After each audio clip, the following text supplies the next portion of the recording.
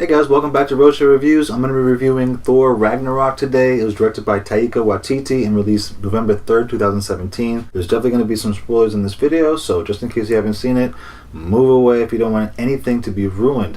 Be sure to subscribe too, because I got 3 or 4 more reviews coming up before the end of the year. So Thor Ragnarok is the third Thor movie. If you have not seen the first Thor and the second Thor, Thor Dark World, be sure you catch up on those, watch some YouTube videos, do whatever you got to do before watching this one, or else you'll kind of be lost. It's in the title, Ragnarok. It's like the end of times. It's about the end of Asgard, and they really show you the end of Asgard. So you really can't be mad at this movie. It's everything you think it's going to be if you've been paying attention. It's very obvious that the director is a cheeky Australian dude, so knowing him and the universe, Marvel Universe, as it's been going along, you have to expect it to be what it was.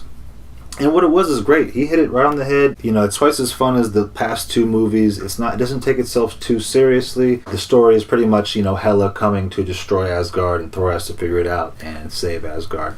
So let's get into my dislikes. It was a bit overly funny. Like, Thor really doesn't have any business being this funny or cheeky, but you kind of have to expect that. It was way expected for me, so I knew that was coming. But it is a little bit overly funny. Like, there were jokes that were just like, okay, another joke, and there's another one, and there's another one. It's like, okay, well, this is just a straight up comedy, and I guess that's why it kind of feels too much. You know what I mean? For some people, I get that. Once again, expected, very much expected for me, so I could kind of laugh through it. You know what I mean? I took my 12-year-old goddaughter to go see it. You know what I mean? And Thor is her favorite Marvel character, so that gives you an idea of what this movie was and who you should go with, and how to perceive the movie. You know what I mean? It's not exactly an adult film, but you can enjoy it as an adult. He did a very good job, hands down. Let's go to my next dislike though. Matt Damon. Let's get him the fuck out of here. Hell no! Get that the fuck out of here! I get it, how it was funny, it was kind of meta, but still, get Matt Damon the fuck up out of here. I'm tired of seeing him. I don't want to see him in a Thor movie, period. This next is CGI heavy. It was pretty CGI heavy, even though it was well done at certain parts. Most of the movie is really well done CGI wise. It's really fun to look at, but at the same time, it's like, okay, we're in a fucking major green screen right now, and sometimes you want to see real shit. You know what I mean? Odin's scene where he dies, green screen. The Rainbow Bridge, green screen. The final act, green screen. Hulk jumping out the plane, green screen. It's just like, could we get some realness for a quick second just to bring it back to reality? Next, the third act did linger on a little bit. I'm not gonna lie about that. I did feel like, okay, we could be wrapping this movie up right about now. But it was what it was. So those are my only dislikes, man. This was a really good film for Marvel to come out with, given the fact of the past 2 Thors and where they're at right now in the Marvel Universe.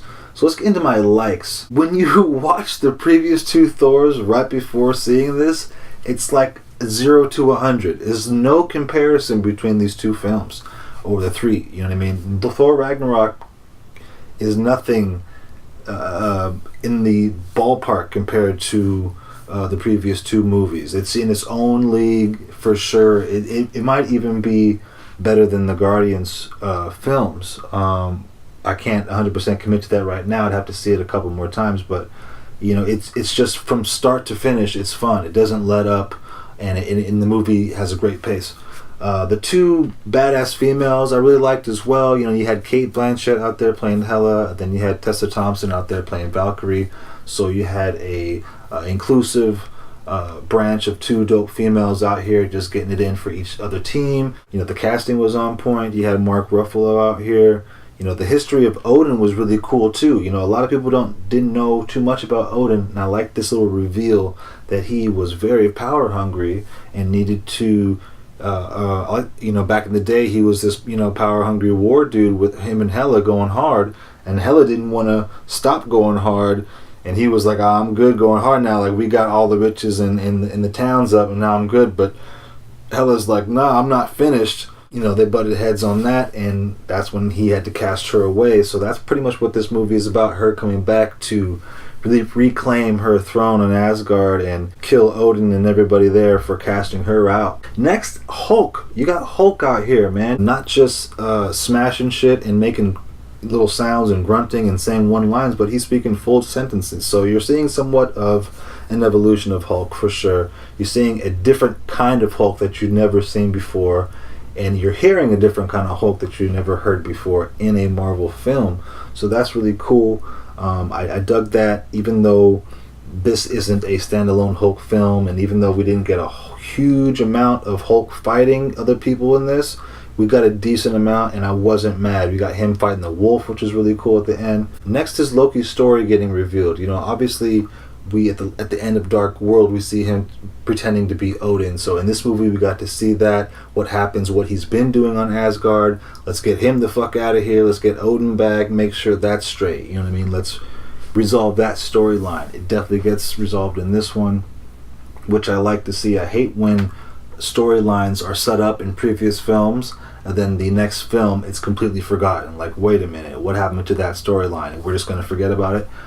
Not with this one. So they hung on to that. You know, the director was really delicate with how he handled the characters and the information within the characters to make them gel on screen, which I believe they did really well. Next is the Goldblum.